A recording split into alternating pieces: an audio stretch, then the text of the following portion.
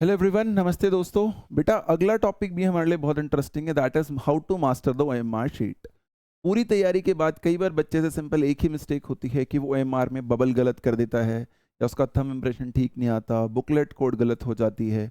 तो आपका ऑलमोस्ट सारी मेहनत बराबर हो जाती है, या बबल्स बाहर चले गए या क्वेश्चन में एक क्वेश्चन स्किप हुआ, आगे के सारे गड़बड़ हो गए। तो जो कॉमन एरर्स क्या रहते हैं, उनको कैसे ठीक करा जा सकता है, उस पे बेटा हम आज की वीडियो में अभी बात करेंगे अगले 5 से 7 मिनट में। प्लीज़ ध्यान से देखिएगा, और एक और वीडियो अभी अपन ने चैनल पे डाली होगी, how to avoid negative marking, उसको प्लीज़ देखिएगा, वो भी बहुत इंपॉर्टेंट है आपके लिए। तो आइए चलते हैं दोस्तों, आगे स्टार्ट करते हैं इस वाली वीडियो को भी हम। देखो भाई,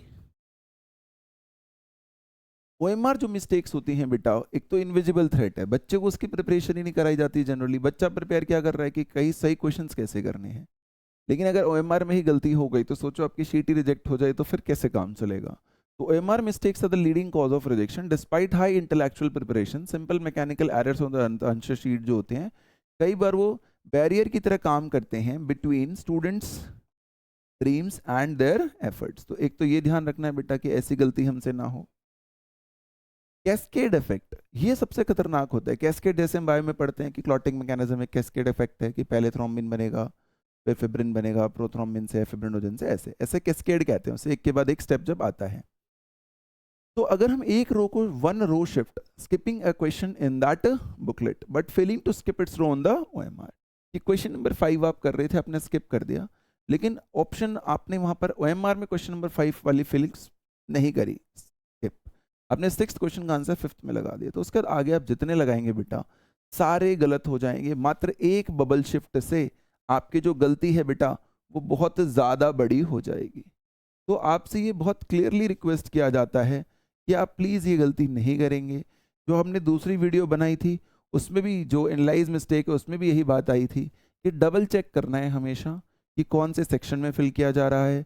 हर सेक्शन कंप्लीट होने के बाद फिल करना ही करना है। 15-20 मिनट आपको ओएमआर फिलिंग के लिए रखनी ही है, इसमें बिल्कुल क्लियर रहिएगा, वरना एक गलती आपके सारे मार्क्स जो है वहां पर कटवा देगी बेटा। 40 जो सही क्वेश्चन होने वाले थे वो एकदम से गलत हो जाएंगे। Pen and identification errors, pen हमेशा blue black ball point generally तो वही देते हैं, आपको वो यूज करना है, जेल पेन यूज नहीं करना है। बॉल में भी गीला हाथ आपका पेन के आसपास नहीं लगना चाहिए, वरना गड़बड़ हो जाएगी, वो इंक पूरी शीट पे फैल जाएगी बेटा, causing the scanner to mislead your misread your answers. Critical details जैसे कि ओएमआर के अंदर रोल नंबर सही भरा होना चाहिए, बुकलेट कोड सही होना चाहिए, वरना शीट को पढ़ा ठीक से नहीं जाएगा। ये मैंडेटरी है। बहुत बार बच्चा बोलता है भैया मैंने रोल नंबर गलत भर दिया, या एड्रेस गलत भर दिया, या कुछ नाम गलत चला गया, बट ये दोनों पक्का गलत नहीं जाने चाहिए, प्लीज़ ध्यान रखिएगा फिल करते वक्त, है ना। इट्स हाईली सजेस्टिव कि आप 5 मिनट जब ओएमआर भर रहे हों, डिटेल्स एंटर कर रहे हो तो बिल्कुल आराम से करें, बेशक से 2 मिनट ज़्यादा लग जाएं। ऐसा ना देखें कि बराबर वाले बच्चे ने तो पेपर शुरू कर दिया है, मेरा क्या होगा। कुछ नहीं होता बेटा 5-7 सेकंड से, आराम से पेपर आपको करना है। कई बार बच्चा पेपर करता है, बुकलेट कोड और अपनी ओएमआर की कोडिंग मैच ही नहीं करता, वो अलग होती है। कभी कभी पेपर इनकम्प्लीट होता है, वो आधे पेपर में जाके देखता है कि मेरा तो पेपर ही पूरा नहीं है। तो प्लीज़ शुरू के 5-7 मिनट आप एक बार पेपर को रफ स्कैन कर लीजिएगा कि कैसा कैसा आया है, कौन सा सब्जेक्ट ईजी आया है, मुश्किल आया है, तब आप आगे बढ़ेंगे तो आपके लिए शायद सिचुएशन ज़्यादा कंफर्टेबल होगी। तो ये आपको ध्यान रखना है। फिर परफेक्ट बबलिंग करनी है हमेशा बेटा हमें, है ना। इनकम्प्लीट बबल नहीं करना है। देखो जैसे ऐसा नहीं कर देना है कि बाहर मार्क कर दिया या बाहर से मार्क कर दिया, ऐसे नहीं करना है। पूरा डार्क शेड के साथ होना चाहिए, सेंटर में डॉट लगा के स्टार्ट करना है, और बाउंड्री से बाहर हमें बिल्कुल भी जाना नहीं है। टिक या पार्शियल फिलिंग नहीं करनी होती है।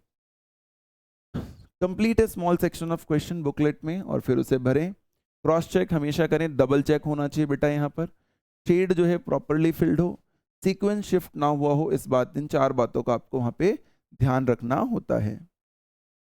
डेंजर ऑफ रो शिफ्टिंग, एकदम पैरेलैक्स फोकस आपका होना चाहिए। ऐसा नहीं होना चाहिए कि फिफ्थ सिक्स क्वेश्चन स्किप हो गए और आप आगे के आंसर्स फिफ्थ सिक्स में ही लगा रहे हो, ऐसी गलती आपसे नहीं होना चाहिए।